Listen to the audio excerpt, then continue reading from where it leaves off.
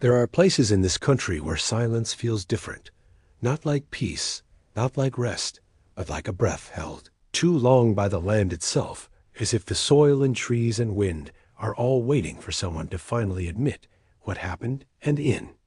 The hills of western Pennsylvania, just beyond the edges of what we call known history, there exists a string of old wooden churches and stone chapels where relics sit in glass, boxes kissed by candlelight and believed to be holy bone shards and strips of cloth that draw the faithful to their knees without knowing who they are really praying to and what those relics truly are, because between 1745 and 1792 over 73 people vanished from 17 separate congregations across these hills, most of them never found, and all of them later canonized by local clergy whose sermons spoke of visions, divine calling and martyrdom, without ever explaining how those saints disappeared and why their names only existed after death. The official records are quiet on the matter, the newspapers of the time are mostly gone, and the churches involved offer only the usual phrases about spiritual mysteries and colonial hardships and the inevitable loss that comes with the frontier. But hidden in the basement of the Philadelphia Historical Society, sealed in a linen-wrapped box stored beneath mislabeled war correspondence, is a manuscript that was never meant to be found, written by hand in 3 different voices from 3 different witnesses whose names appear nowhere else in the colonial archive, but whose words piece together a truth so vile and so precise that it cannot be dismissed as folklore or madness, because they speak of a single workshop run by a single family on 12 acres of forest in Chester County, a place known only in whispers as the Whitmore property, where human bodies were taken apart with care and reverence and turned into sacred objects to be sold to churches too eager to ask where the holiness came from. Nathaniel Whitmore was not a priest, not a scholar, not a preacher. He was a craftsman of religious items, chalices, altarpieces, carved crucifixes, and gilded boxes, said to contain fragments of Europe's ancient saints, though none of those churches ever asked how a man in rural Pennsylvania had access to such rare, holy matter, or why his prices were so low and his delivery so fast. And when you trace back the orders, you find that the churches receiving these relics were the ones with the sudden miracles, the unexplained healings, the booming attendance, and the generous donations, all sparked by small fragments placed quietly beneath pulpits or inside communion tables and blessed as sacred while the faithful wept with joy and the communion tea. Ministers smiled and kept their secrets.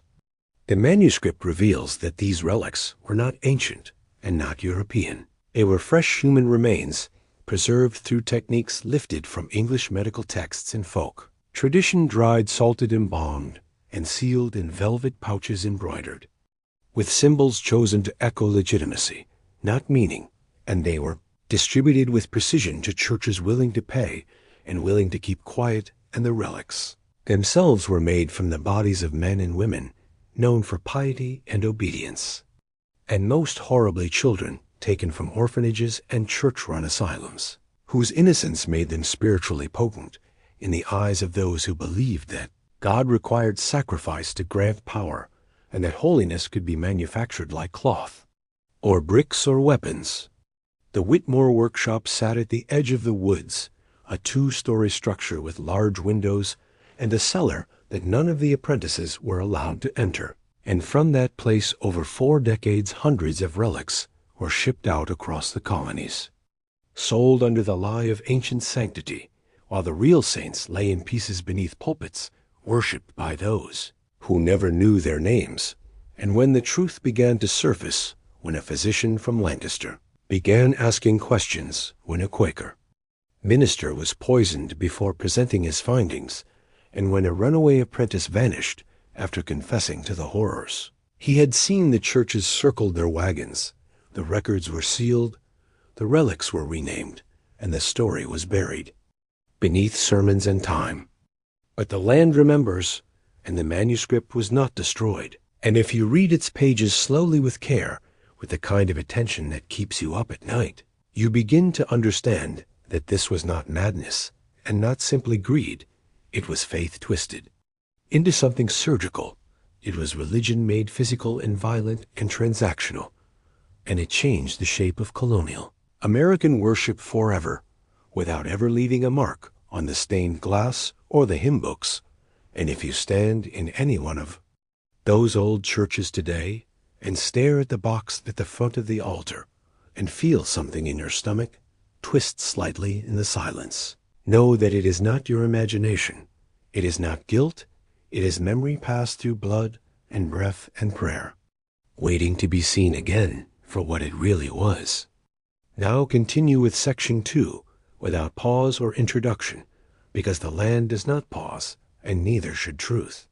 The hills of Chester County rise slow and soft at first, but turn dark and sharp where the trees grow thickest, and in 1745 those hills were filled with people who believed they were building God's kingdom, one chapel, one meeting house, one wooden cross at a time. The Quakers had their silent rooms and plain benches, and the Presbyterians had their stone churches and fierce sermons, and the Lutherans brought with them old world chants and stiff collars, and each group claimed a piece of the land and a piece of heaven for themselves, and beneath all of them the soil breathed quietly and waited for what would come. And what came was Nathaniel Whitmore, who arrived with a wife and 4 children, and a cart filled with tools and wood and metal and the soft cloths used for polishing silver and gold. And he said little when he met the elders of the Harmony meeting house, but when he showed them the chalice he had made with his own hands, they said nothing, because there was nothing to say, only awe and the knowledge that they would never see such craftsmanship again. The Witmore family settled on 12 acres at the edge of the dense forest 30 miles west of Philadelphia, where the farms were thin and the roads were rough and the laws came late, if at all. And Nathaniel built his workshop first, before the house, before the barn, before the fences, a 2-story structure with wide windows and thick beams, and a basement that he dug himself by lantern light for weeks alone. And when it was done, he covered the cellar door with boards and told his children never to go near it, and they obeyed, because his voice carried the kind of quiet command that made disobedience feel like blasphemy, not just rebellion. And Elizabeth, his wife, ran the home with hands so steady and expression so still that neighbors often said she could sew through a storm without flinching. And the children did their work. Thomas, the eldest, helped in the shop. Mary and Sarah tended the household. William, the youngest, wandered the woods alone, collecting bones and insects and pressing them into books and jars with a devotion that was unsettling even then. The churches were hungry for beauty, hungry for proof that their humble sanctuaries were worthy of God's attention. And when Nathaniel began offering not just chalices and communion plates, but boxes said to hold relics from Europe, the ministers listened. And when he told them that these items came from a private source, a friend, a monk, a contact overseas, who dealt only with true believers, they nodded and said little. And when he asked them to keep the transactions quiet, so the items would not be seized or taxed or questioned, they agreed, because the need for legitimacy was stronger than their need for honesty. And the relics began to spread, and with them so did stories of miracles, small at first, that undeniable, a woman cured of fever, a child who walked after months in bed, a storm turned away by prayer, and a relic. And the churches grew louder, and the people grew more faithful, and no one asked where the pieces came from, only that more could be made. Nathaniel began to speak more at meeting. He gave small sermons about the power of faith, about the danger of doubt, about the need to trust God's providence, even when it was difficult. And the elders nodded, because he spoke not with fire, but with stone, with the weight of a man who had seen something no one else had seen. And the relics kept coming, and the requests kept growing, and no one looked too closely when a traveler went missing, or a widow failed to return from visiting kin, because the woods were dangerous, and the roads were long, and death came often in those years, and it was easy to say they had wandered or been taken or simply lost. But the truth was, they had been seen by Elizabeth, watched by William, marked by Sarah, and chosen by Nathaniel, who told his children that God had given him a purpose greater than carpentry, greater than farming, greater even than preaching a purpose. That would make their land holy and their names eternal. And the children believed him, because he was their father, and because he said it with tears in his eyes, and because the first time he brought a woman into the cellar and told them to pray. They did not understand what was happening, only that it was sacred and final and silent. And when she was gone, and the relics were prepared, and the churches rejoiced, the children were praised, and the family grew rich, and the land remained quiet. It was November, the kind of November that burns your breath into the air, and makes the ground crunch beneath your boots.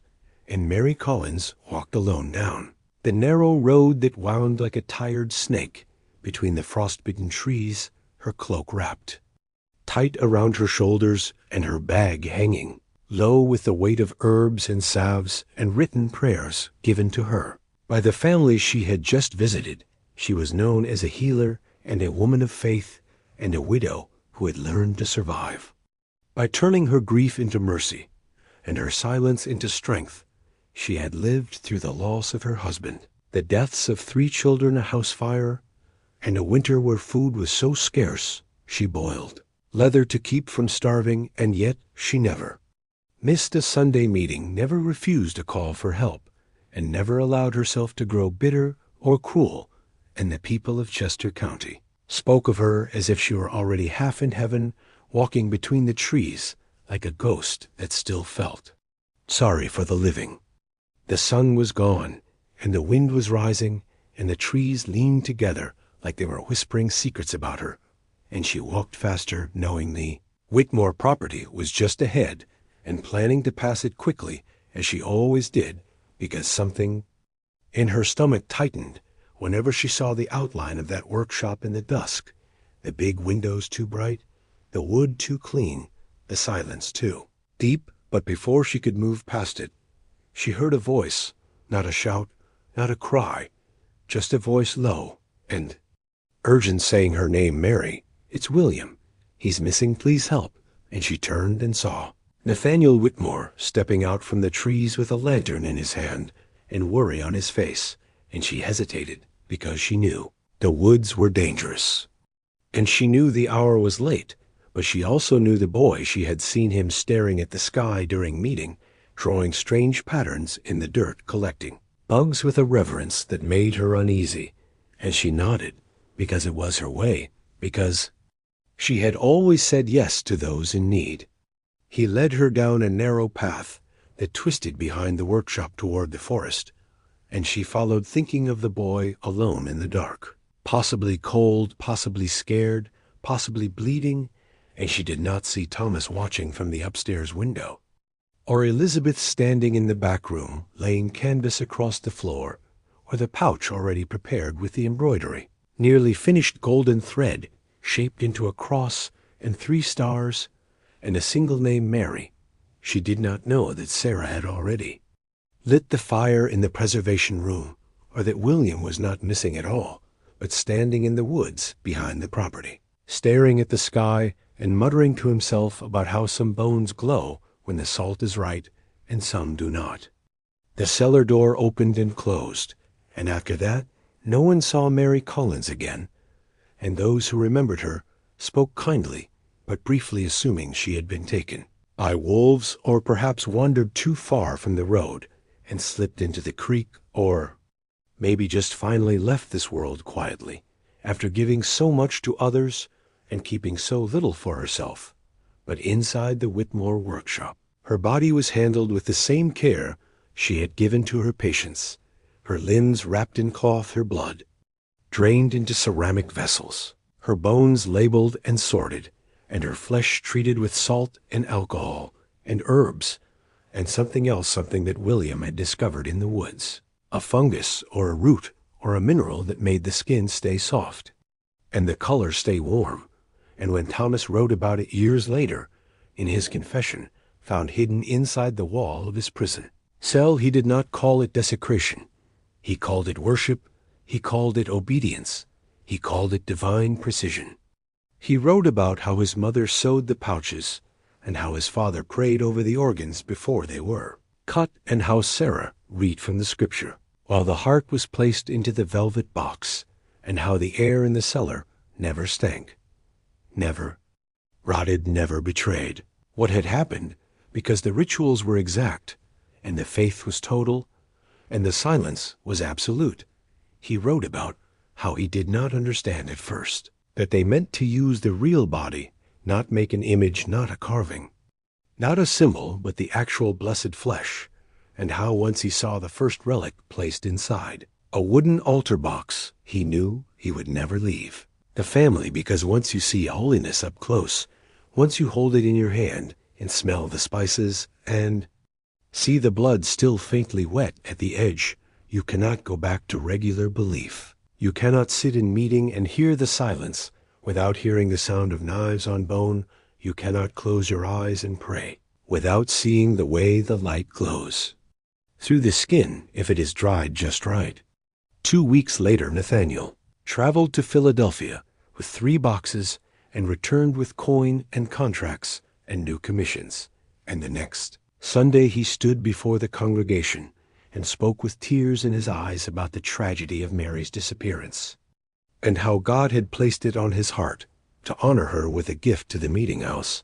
And he unveiled the altar, box carved from maple, lined with gold inlays, and sealed with beeswax, and hidden inside was a single bone from her hand. And the congregation wept and thanked God and praised the Whitmores for their faith. And no one knew they were worshiping a piece of her. No one knew they were already kneeling before the first of many. No one knew that the sacred had become flesh in the most literal way possible, and that the Whitmore family was just beginning. The cellar of the Whitmore Workshop was never mentioned in town records, never described in any letter, never drawn in any sketch, because those who had seen it did not speak, and those who spoke had never seen it, and yet it existed like a wound beneath. The earth lit by oil lamps hung from chains and lined with tables that were not quite carpentry benches and not quite altars. Their surfaces worn smooth, not from woodwork, but from something else, something softer and warmer and infinitely more perishable. And it was there that Mary Collins was made into something eternal, according to Thomas's confession, written in shaky ink on torn pages, hidden behind brick and iron in a prison wall in Philadelphia. The process began the moment her blood cooled and the words were spoken over her body. Words Thomas would never repeat, words his father claimed had come to him in a vision, carved into the bark of a tree in the woods, where the silence grew so thick even birds would not land. The preparation was surgical, but not cold, not detached. Nathaniel Whitmore believed he was performing a holy task that God had chosen his hands to create, objects of reverence that would carry grace through the colonies and push back against the chaos of the wilderness and the emptiness of new churches built without memory or power. And Elizabeth moved through the ritual with a precision that no one taught, her slicing, stitching, packing each piece with a calm that Thomas described as frightening, not because she lacked emotion, but because she seemed to believe completely that what they were doing was necessary and even good. And Sarah held the candles and recited verses from Psalms and Proverbs, her voice steady and low like a chant that would keep the walls from cracking under the weight of what they were witnessing. And William did not speak. He only watched from the shadows, with eyes that never blinked and hands that twitched toward the knives as if the tools called to him by name. Mary's body was laid on a long table covered in canvas, and her joints were measured and cut with tools designed not for carpentry, but for disassembly. Thin blades, curved hooks, bone shears wrapped in leather to muffle the sound, and her organs were removed and set into stone jars marked with symbols copied from books no one in the family could read, but which Nathaniel claimed were older than any church in England. and her skin was treated with a mixture of salt and something else something, green and oily, and bitter on the tongue. And when Thomas asked what it was, his father told him only that it was God's instruction, made manifest in the plants that grew where no animals walked, and the flesh was sliced into relic-sized pieces, and placed between layers of linen soaked in vinegar and dried, slowly in a stone kiln hidden behind the workshop, the same kiln once used to fire communion cups, now repurposed for something far more holy. 3 days later, the first relic was finished, a finger bone wrapped in velvet, placed inside a carved wooden box with hinges of silver and a lock of brass, and sealed with wax into the box. Nathaniel placed a small scroll written in his own hand, describing the relic as a fragment of St. Apollonia, acquired from a contact in Rome, and blessed in secrecy by a visiting bishop who had traveled through the colonies in disguise. And none of it was true, and all of it was believed, and the box was delivered by courier to a church in Philadelphia, where within weeks rumors of healings began to circulate. A girl cured of seizures, a boy who walked after years in bed, an old man whose eyes saw again after prayer before the relic, and the church filled, and the donations rose, and the minister sent a letter to the Whitmore family requesting another artifact, offering more money and promising absolute discretion. At the next meeting house service, Nathaniel unveiled a second relic, a bone sliver set into the top of the altar box in honor of Mary Collins, and the congregation wept and sang, and no one asked why it smelled faintly of herbs and vinegar, or why.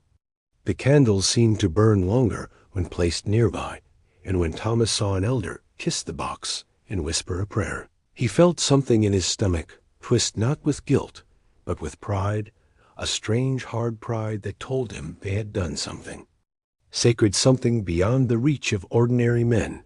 And when he looked at his mother and saw the slight smile on her lips, he knew she felt it too, and Sarah's eyes shone with a kind of fierce joy that made Thomas feel afraid, and William was already gone into the woods collecting something in glass jars, muttering about new methods and stronger vessels, and how some relics might still be breathing if preserved correctly. Within months, Nathaniel had produced 7 more relics, all from the same body, and all described in documentation as pieces of different saints, bones of martyrs who had died in ancient lands, hearts of nuns who had wept blood, skull fragments of missionaries who had vanished in the wilderness, and all of them were welcomed with reverence, placed in churches from Virginia to New Jersey, and all of them inspired whispers of miracles, healings, visions, strange lights that flickered above the altar, and voices heard in empty rooms. And the churches did not question where the items came from, because they did not want to know, and the people did not ask who had made them, because they were told to have faith, and the relics multiplied, because demand always grows when supply pretends to be divine. By the end of 1746, Mary Collins's body had been completely used. Nothing was left. No bone, no hair, no flesh. And Thomas remembered how his father stood in the workshop late one night staring at the last pouch to be sealed, and whispered her name, and then said, "God forgive us," or "God bless us," or maybe both, and Thomas could not remember because the words sounded the same when spoken in the dark. And when the pouch was placed into a box destined for a church in the frontier settlement of Williamsport, the workshop was cleaned, and the canvas burned, and the tools sharpened and stored, and the family gathered around the fire and prayed aloud, not for forgiveness, but for guidance, because they knew the work was not done, and one relic was not enough, and one body could never satisfy the hunger that had been awakened. The spring of 1747 came. Early that year, the snow melted fast, and the rivers swelled, and the trees bloomed in pale green, like they were trying to wash away the memory of what had been buried beneath them. But the Whitmore family did not pause for nature or conscience or mercy, because the demand for relics had grown beyond what any of them imagined, and letters arrived weekly from ministers whose flocks hungered for miracles, from church elders who claimed to have seen visions after kneeling before a box bearing the Whitmore seal from congregants, who whispered stories of bones that glowed faintly in the dark, and hearts that beat once more when held close to dying children, and every story, every claim, every carefully worded testimony only fed the machine that the family had built beneath their workshop. Nathaniel no longer traveled to Philadelphia with samples and stories. Instead, he sent boxes by trusted couriers, with payment expected before the relic even left the property. And no one questioned the price or the provenance because the miracles had become self-replicating. A woman in Camden claimed she saw an angel after touching a piece of a martyr's rib, and her minister declared it a sign and requested 2 more relics for his growing church. A man in Lancaster gave testimony that his wife's tumor had shrunk after praying beside a velvet pouch, said to contain a saint's eyelash, and soon the church bulletin featured weekly updates on miracles, healings, visions, each one tied to an artifact, carved and packed and wrapped by the Whitmore children in the stone cellar where no prayers were ever unanswered, because the answers had been prepared in advance. The relics were no longer merely preserved flesh or polished bone. Now they were accompanied by written histories forged with care and detail scrolls, aged with smoke and oil to appear, ancient bearing seals invented by William, who had spent weeks studying the iconography of dead churches across Europe and inventing crests for saints who had never lived. And Thomas took dictation from his father, writing long accounts of persecution and martyrdom, battles with pagans, miracles of healing, and divine visitations, each relic tied to a name, pulled from apocryphal texts or obscure genealogies. And when the letters reached the churches, they were read aloud from the pulpit as if handed down from heaven itself, and no one doubted, because to doubt meant to lose the hope that these bones brought with them. By the summer of that year, demand had tripled, and the Whitmore cellar became a place of constant work. Thomas and his father harvested bones from buried animals to practice new techniques of cleaning and shaping, while William experimented with chemical compounds that could give dried flesh a golden hue or a faint inner luminescence, and Elizabeth refined the stitching of the pouches to include embroidered initials and secret blessings that she claimed would amplify the relic's power. And Sarah managed the correspondence, keeping careful track of who had purchased what and which stories had inspired the strongest emotional reactions, because they were not just selling relics, they were crafting narratives, creating holy objects that came with built-in mythology, each one a story made flesh and bone and wax and silence. It was during this time that a new type of miracle began to be reported, one that disturbed even Thomas, who had long since stopped feeling anything but numbness. Parishioners in several churches claimed to have heard voices, not in dreams or visions, but in waiting hours, murmured prayers that came from locked boxes, whispers that seemed to rise from the velvet pouches. When no one else was in the room, one minister in Delaware swore that he saw his dead brother's face in the flicker of candlelight above the altar where a relic had been placed, and another in Virginia wrote that the communion wine turned redder after he placed the box beneath the table, and when he drank it, he could not sleep for 3 nights, haunted by dreams of blood and laughter and children's voices calling him deeper into the woods.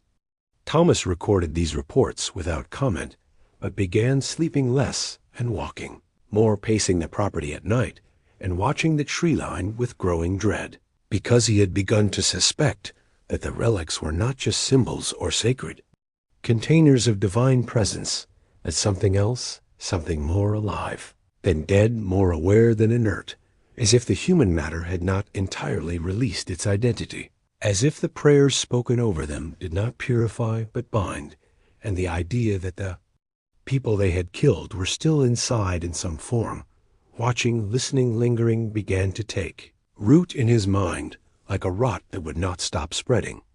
William, on the other hand, became fascinated by the idea that the relics could be made to speak more clearly, that certain preservation methods retained not just appearance, but essence, and he began keeping parts of the bodies separate from the owl.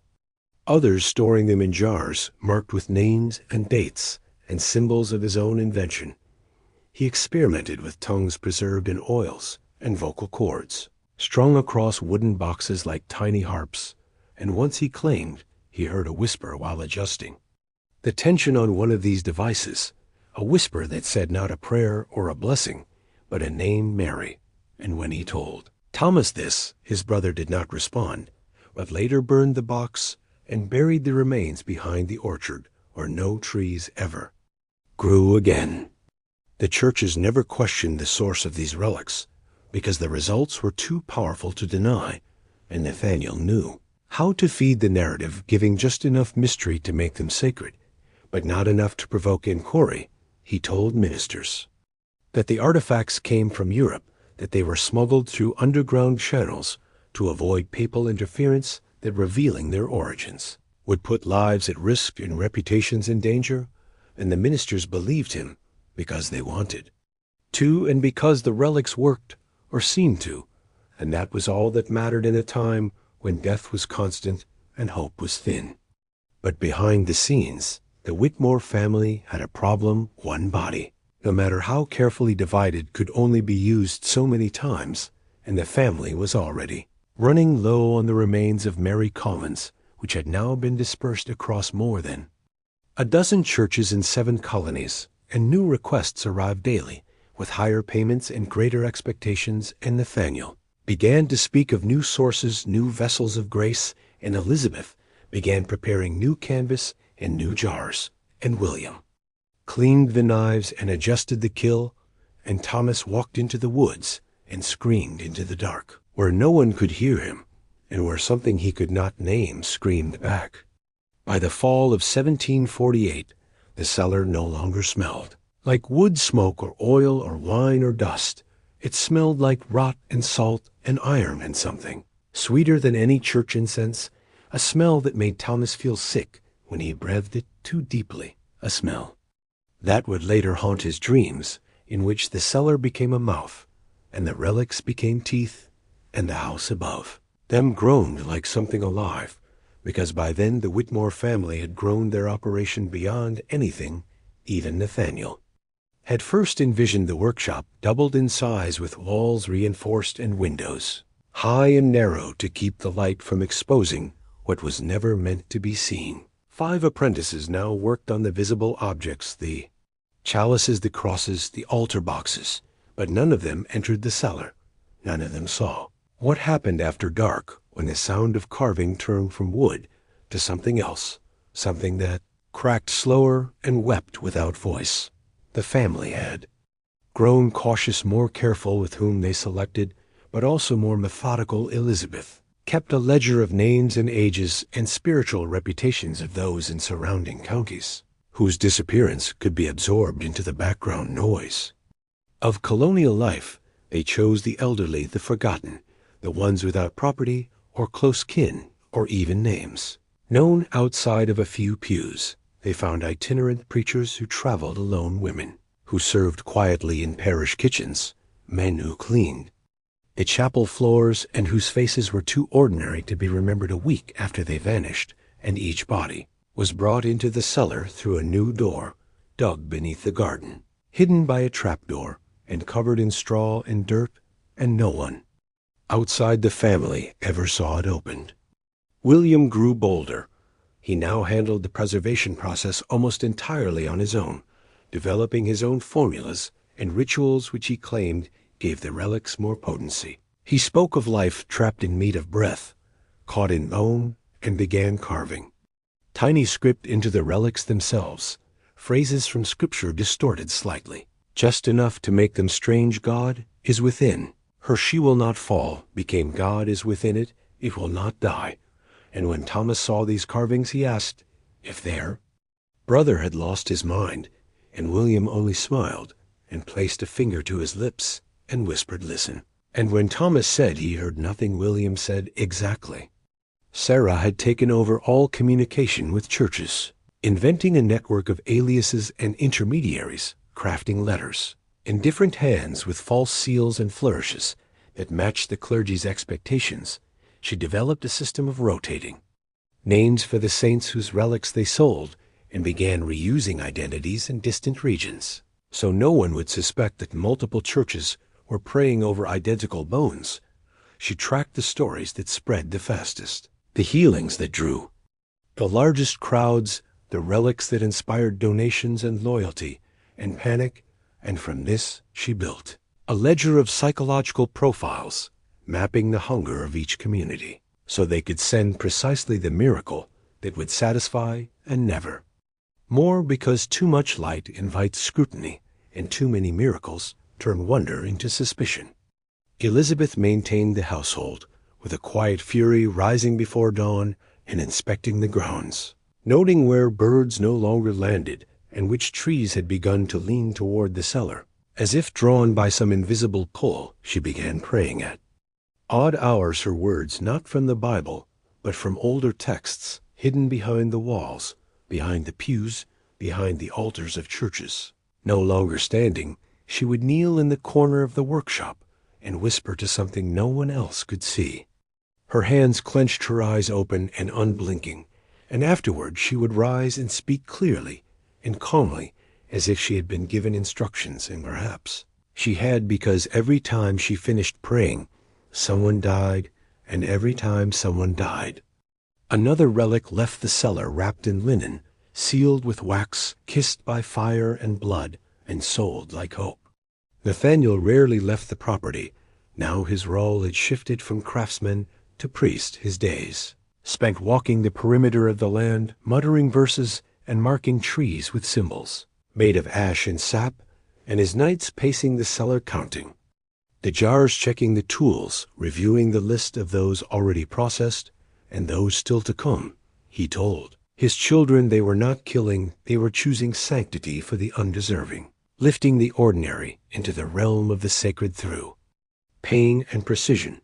And when Thomas finally asked him what gave him the right to decide who became holy, his father looked at him and said nothing, only reached into his coat and withdrew a single tooth wrapped in cloth and placed it in Thomas's hand and whispered, "This one saved a village," and Thomas did not ask again. The cellar now held more than tools and bones. It held voices, soft at first, but growing louder. Thomas heard them in the walls, in the spaces between footsteps, in the silence after a door closed. He heard prayers spoken by mouths that had no tongues. He heard laughter that ended in sobs. He heard hymns sung backwards in keys no human throat could produce. And when he asked William if he heard them too, his brother nodded and said we should record them. And when he told his mother, she said we must listen. And when he told his father, he was told to fast and pray until the voices turned to light. But they never did. They turned only darker, more demanding, more intimate.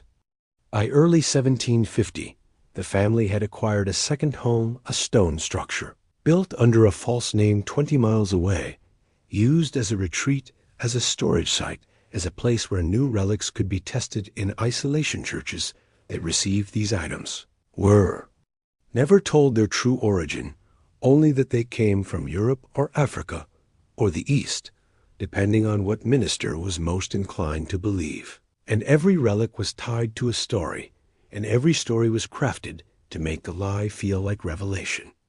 And in time, the stories began to spread faster than the relics, themselves creating a hunger that outpaced their ability to feed it, and with hunger comes risk. The Whitmores grew wealthy, but not ostentatious, their new land holdings placed under false names, their donations to churches generous, but not suspicious. Their household grew quieter, even as their influence expanded, because silence was safety and ritual was armor. And the deeper their cellar grew, the more convinced they became that they were not making relics, but portals, that each piece of bone, wrapped in velvet and prayer, was a key that unlocked something old and waiting and terrible beneath the skin of the world. The first time Sarah Whitmore claimed she had a vision. It was raining, the kind of rain that makes the air heavy and the trees bow and the sky press. low like a ceiling waiting to collapse. She had not slept in days. Her journal was filled with the same line written over and over: "He is waiting. He is waiting. He is waiting." And when Thomas found her sitting in the back room with a candle burning low and her hands folded like a corpse, she looked at him and whispered that God had shown her a name, and that the name burned behind her eyes like the afterimage of lightning. And when she spoke the name, Elizabeth nodded without question, and William smiled, like someone hearing an old song, and Nathaniel crossed himself in a gesture he had not used since England, and Thomas said nothing because he knew the name she had spoken belonged to a blind woman who lived alone by the river and who always gave them honey in the spring. They took her that night, and when it was done, Sarah washed the blood from the stones and lit a candle before the relics and said a prayer in a language no one taught her, and from that night forward she began to keep 2 journals, one for the letters and purchases and orders, and one for the names of the chosen, and the dates of their selection, and the nature of their flesh, and the sounds they made before they died, and what visions followed their passing, and she began to speak more rarely, more carefully, her words measured and slow, and when she entered a room, everyone else grew silent, as if something colder walked beside her, and when she looked at someone too long, they flinched, because her eyes no longer belonged only to her. Elizabeth began referring to her daughter's gift as discernment. She told Thomas that God had raised up prophets before, and he would do so again, and that Sarah had been marked, and that it was not murder if the soul was lifted in righteousness, and that relics made from the truly chosen could heal not just the body, but the spirit.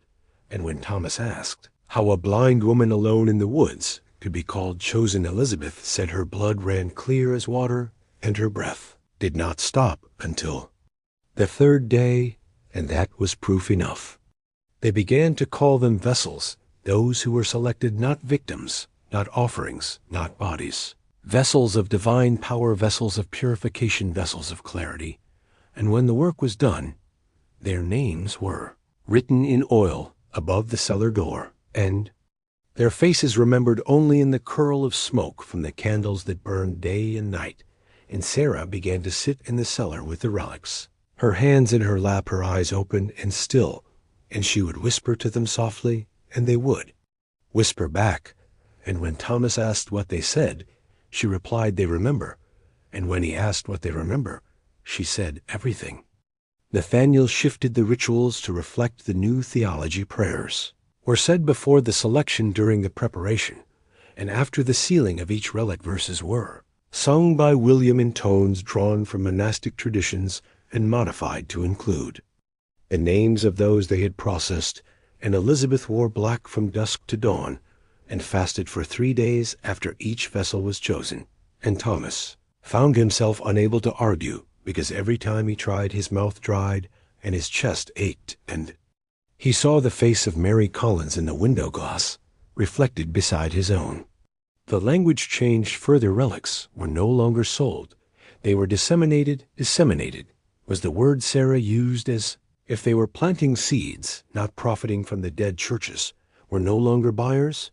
They were recipients called to participate in a sacred communion with the saints of the New World, and each relic was now accompanied by a parchment inscribed not with false European history, but with new scripture written by Sarah in the same trembling hand that had once penned only orders.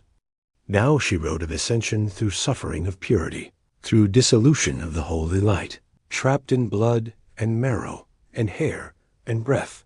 And when ministers read these words, they wept and called her a mystic and asked for more. William had begun to believe that certain parts of the body held greater power than others, and began harvesting accordingly: fingers for healing, hearts for prophecy, eyes for discernment, tongues for revelation, and bones for protection. And Thomas once found a diagram pinned to the wall, showing a map of the human body with annotations in red ink, noting which sections burned brighter, which pieces bled longer, which voices lingered, and beside the diagram, a list of names, each followed by a Single word worthy, unworthy, unknown, and the name at the bottom was his own with no word beside it. Sarah's visions became more frequent, more intense.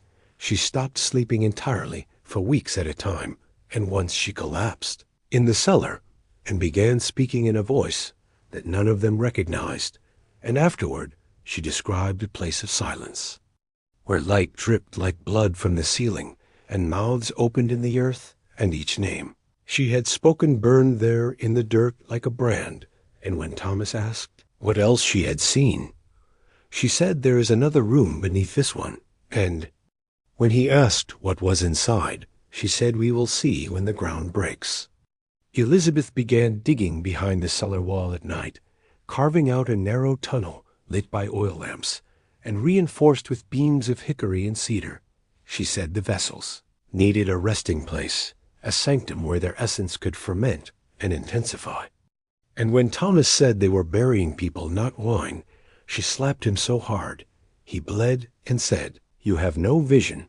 And that night he packed a satchel and walked into the woods and followed the river and swore he would never return. And by morning he was back at the door with mud on his boots and tears in his eyes, because the woods had whispered his name, and the river had run red, and something with the voice of his brother had told him, "Go back, or you will become the next vessel." They built the sanctum beneath the tunnel, a chamber carved from rock and clay, and lined with waxed wood, and sealed at the top with a grate through which incense could be poured, and light could be filtered, and within it they placed the relics. That did not sell the pieces too strange, too flawed, too unstable, the ones that whispered too loudly, or moved in their jars, or cried when touched. And Sarah sat above the grate and prayed, and sometimes screamed, and sometimes laughed, and sometimes fell silent for hours. And William recorded every sound and said the sanctum was growing its own liturgy, and soon would be a church without walls, a temple of flesh and vapor and breath. The family no longer spoke of God in the same way they spoke of the light and the vessels and the mouth and the voice and the return and the breaking. And they began preparing for something, though no one would name it openly, and Thomas felt the ground tremble beneath his feet, even when there was no wind and no sound, and the relics in the upper chamber began to sweat and crack and whisper louder, and sometimes bleed through the pouches, and the ministers kept writing back asking for more. More. It began with letters folded neatly, sealed in wax, marked with symbols no church in Europe had ever used. Symbols Nathaniel claimed were of old origin, pre-papal, pre-Roman, pre-flood, and yet somehow utterly Christian. And when the first of those letters arrived in Philadelphia in the spring of 1751, it was not opened by a skeptic. It was opened by a desperate man, a pastor, who had watched his congregation dwindle and his sermons fall flat, who had prayed for signs and heard only silence.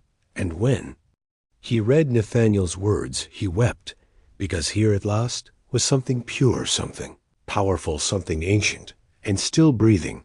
And when he placed the relic upon the pulpit the next Sabbath and spoke the lines Sarah had written before sunrise, a child who had been fevered for days opened her eyes and spoke a hymn no one had taught her, and the pews filled the following week, and the offering plate overflowed, and the pastor wrote back asking for more. Nathaniel understood power. He understood that desperation opens more doors than curiosity, that fear makes better disciples than reason. He crafted each message to fit the weaknesses of its recipient. Some letters emphasized doctrine, others miracles, others prestige, but always the same structure, always the same offer, a sacred artifact wrapped in silence, with no questions asked, no answers given, and a promise of transformation. And as more relics were placed in the hands of the spiritually hungry, the Whitmore family began to receive more than gold. They received devotion. Ministers wrote back detailing the miracles that followed each delivery, not realizing that each account was recorded, copied, and redistributed to entice new buyers in distant counties. Thomas and Sarah compiled these testimonies into a leather-bound volume they called the Proof of Sanctity, and it was that volume more than any relic that ensured the faith of their network. The Whitmores did not need to persuade the ministers to believe. The ministers needed to believe, and that hunger made them complicit. Some may have suspected the relics were not truly ancient, that they bore too much warmth, too much weight, too much breath, but the miracles were undeniable, or at least the stories of them were. And as the stories spread as the congregations grew, the ministers asked fewer questions and offered greater sums. Some requested specific saints, ones associated with certain ailments or histories or ethnicities, and the Whitmores obliged. Sarah crafted legends to fit each request, and Thomas matched each tale with a carefully processed fragment, wrapped in linen and sealed with an icon, and those who received them wept as if they held a piece of heaven. But not every recipient was unwitting. A few ministers were. Brought in deeper those with influence, those with ambition, those who had already buried secrets of their own. They were invited to the Whitmore estate under the pretense of discussing rare artifacts. They were welcomed with wine and song and scripture, and then shown the workshop, and then the cellar, and then the sanctum. And they were told plainly what they were holding and what it had cost, and when faced with the truth, not one turned away, not one reported what they saw. Each was given a relic carved while they watched. Each was offered the chance to speak, a blessing over fresh flesh. And when they returned to their churches, they spoke louder and clearer than ever. And they never mentioned what they had seen. They became the network nodes of faith and silence ministers, who received shipments on behalf of others, distributed them with care and coded language, ensuring that nothing written could be traced, and Sarah designed a cipher, a way of cataloging which relic went, where who had received it, what miracles had followed, and which names needed to be removed from the record when they asked too many questions or attracted too much light. And behind it all was Nathaniel, whose words became more grand, more prophetic, his letters now opened with greetings in ancient tongues, his handwriting more elaborate, more like scripture than correspondence. And in one such letter to a bishop in New Jersey, he wrote, "The body is the gospel made meat, and the bone is the covenant that does not decay." And the bishop responded with tears and said 12 gold coins and a list of desired relics. William began crafting relics with features almost human eyes that seemed to follow the room, tongues that twitched, fingers that curled when warmed. He told Thomas they were not tricks. They were echoes of life. He believed the relics could think, that they remembered their purpose, and that each time they healed, each time they wept, each time a congregation swelled. They grew stronger, more awake, more hungry, and when Thomas asked what they hungered for, William said recognition. And when Thomas asked what that meant, William only smiled and returned to his tools. Some relics were never sent. Some were kept in the sanctum, because Sarah said they spoke too clearly. She said they dreamed through the stone and told her things she could not repeat, and when Thomas begged her to stop, she placed her hand on his chest and whispered, "You are already part of them. You sleep among them." And he said nothing, because he had begun to dream in voices, not his own. And sometimes he awoke with his mouth full of dust, and once with blood on his hands, and no memory of why. The ministers who had seen the cellar began preaching new doctrines subtly, at first small phrases, inserted into familiar sermons, references to light within death, to flesh as temple, to the divine vessel, made holy through suffering, and the congregations absorbed these seeds without protest, because the relics worked, or at least they appeared to work, and the stories of healings spread faster than the relics themselves, and soon the churches that lacked them grew bitter, envious, desperate, and wrote pleading letters to the Whitmore estate, begging for one piece of holiness, one fragment of the eternal. The Whitmores began charging more, not just in coin, but in silence. Ministers were required to sign letters of agreement sworn under invented names and watched by Thomas, who recorded each oath in a book bound in black leather and hidden beneath the altar of their private chapel. A chapel constructed by William from bones not entirely animal, and filled with candles that burned with a smell like myrrh and meat. And when Sarah entered the chapel, she always wept, always trembled, always said the same thing, "He is closer now." And Thomas began to believe her, because the relics no longer slept. They moved slightly. When unwrapped, they vibrated in certain hands. They caused dreams in those who held them too long. And one minister returned his relic burned and broken, claiming that his wife had gone mad after sleeping beside it for 7 nights. And when asked what she saw, she said, "Only the mouths are opening. The mouths are opening. The mouths are opening." It was in the spring of 1753 when Dr. Samuel Winters, a physician from Lancaster, a man trained in both the body and the soul, began to hear things he could not explain, whispers, not from the sick, but from those who claimed to have been healed, not by medicine, not by rest, not by reason, but by an object small enough to hold in a closed fist, wrapped in linen, set in wood, smooth to the touch and strangely warm. One of his long-time patients, a woman who had suffered seizures for over a decade, now stood before him weeping, declaring herself freed, her voice full of certainty, her eyes full of light. And when he asked her how, she simply opened her palm and showed him a sliver of bone carved with a symbol he did not recognize, and said it came from a church in eastern Pennsylvania, from a priest who never gave his name, only his blessing. Dr. Winters had seen false hope before he had seen hysteria and delusion, and in many ways people lied to themselves to survive. But this bone was not ancient. This preservation was not Roman. This work was recent. He knew the feel of time. He knew the color of age, and this relic bore neither. It was fresh, wrung, alive, in a way that relics should not be. And he asked the woman for the priest's name, but she said there had been no name, only a box of prayer and the healing that followed.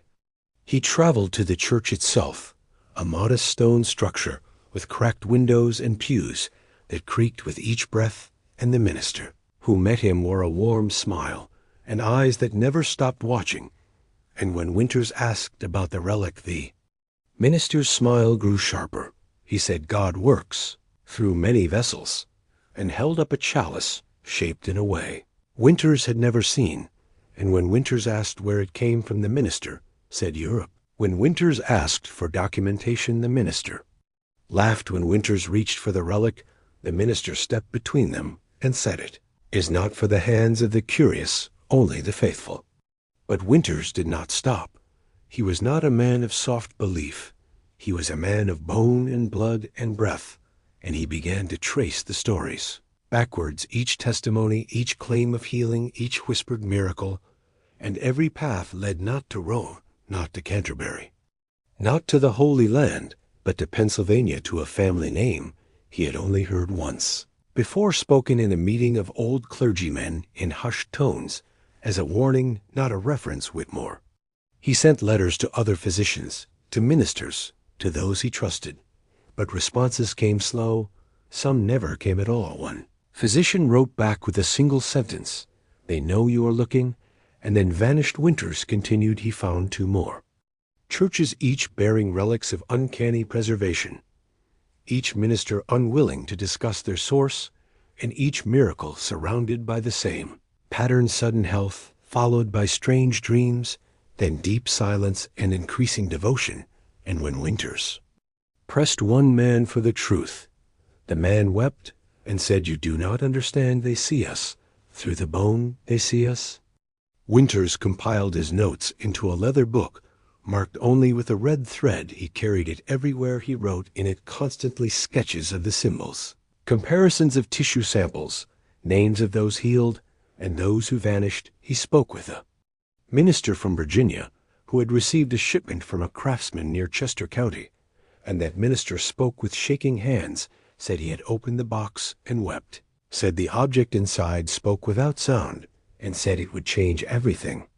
And when Winters asked to see it, the minister said it was no longer in his possession, that a man had come to retrieve it weeks ago, a man with gray eyes and a soft voice. And Winters knew that description matched no one in the church, but it matched one of the Whitmore sons. By summer, Dr. Winters had enough to present a case to authorities, a series of letters, diagrams and statements that if seen together could not be denied, but he never arrived in Philadelphia. His horse was found grazing near a stream, his satchel, opened his coat folded on a stone, and nearby a box just large enough for a human hand wrapped in velvet and sealed with wax that bore the same symbol he had drawn 100 times in his book, a circle with 3 interlocked crosses, and when the local constable opened the box, he found a finger, perfectly preserved with skin, unblemished, and the bones still pink, and the initials SW carved in the underside. No body was found, no blood, only the box and the silence that followed. And within 3 weeks, a Presbyterian church in New York announced the acquisition of a holy relic, a finger from a 12th century healer, said to cure madness, said to speak. Prophecy said to warm in the presence of the sick, and the crowds came by the hundreds, and no one asked where it had truly come from, and no one questioned why the healing was always followed by nightmares. The Whitmores did not speak of winters, but William added a new tool to his collection, a scalpel etched with the symbol from Winters. Book and Sarah began to write in tongues that no one could translate, and Thomas began to hear footsteps in the cellar at night when no one was there, and Elizabeth walked, a house whispering the same name over and over, Samuel, Samuel, Samuel, and when Thomas asked her why, she said, "He is not gone, he is listening." They had always believed their work was sacred, that they had been chosen, but now something had shifted. Now the relics no longer waited to be held. Now they called out, and those who touched them spoke words they did not know, and dreamed dreams that did not belong to them. And sometimes the relics wept tears of blood that did not dry. And Sarah said, "They are learning to speak." And Thomas said, "To whom?" And she said, "To the rest of us." Are you certain you wish to know how it ends? Because endings like this do not arrive gently. They do not settle into neat conclusions or wrap themselves in moral clarity. They bleed, they echo, they reach across generations like fingers pressed against stained glass waiting for someone to look too closely. And if you choose to follow this to its final breath, you must understand the truth that waits is not a story, it is a warning. The fire that consumed the Whitmore estate came not from vengeance, not from justice, but from within.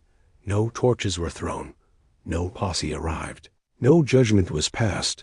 The flames rose in the dead of winter, without wind, without storm, without warning. They consumed the main house in hours, the workshop in minutes, and the cellar last of all with the sound that several neighbors described as singing low, melodic humming rising to a pitch that cracked the ice on nearby trees. And when morning came, the snow was black, and nothing remained but stone foundations and scorched iron, and beneath one wall the bodies of Thomas and Elizabeth, still clasping hands, their mouths open as if mid-prayer or mid-scream. No one ever found William. Sarah had vanished days earlier, her final journal entry written in a tight hand, read only "They are waking, and they remember their names after the fire of silence."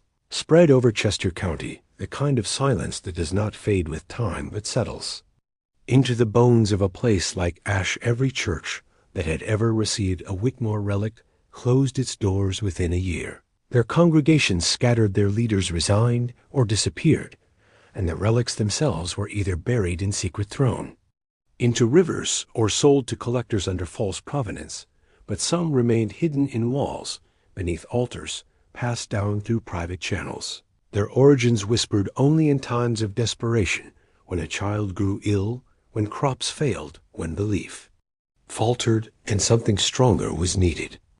Elijah Thompson, the Quaker investigator, continued his work in secret, gathering fragments of the Whitmore legacy into a sealed manuscript that he left in the hands of the Philadelphia Historical Society with explicit instructions that it never be opened unless a pattern emerged again, unless children began vanishing, unless bones began singing again, unless the symbols returned.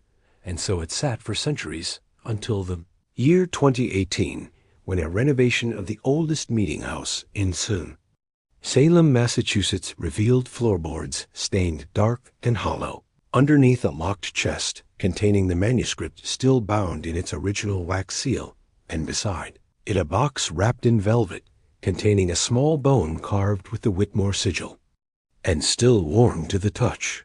Since that discovery, quiet questions have begun to ripple beneath the surface of modern churches' whispers, of artifacts that never decay, of congregations that grow, overnight, of miracles that come with a price that cannot be named. And now you have heard it, you who clicked the video thinking it was myth or madness, you who stayed to the end wondering how much was real, you who feel something watching you even now, from behind your screen, from the cracks in your walls, from the corner of your eye. And you must ask yourself one final question. Do you remember what rests beneath your church? Do you know where your relics come from? Do you trust the silence behind the altar? And if one night you wake to find the floor warm and the candles flickering and the statue of the saint watching you with eyes that seem to pulse with light, will you pray or will you run? Because the relics were never dead. They were only waiting, and now that you know, they are listening again, and they are very, very hungry.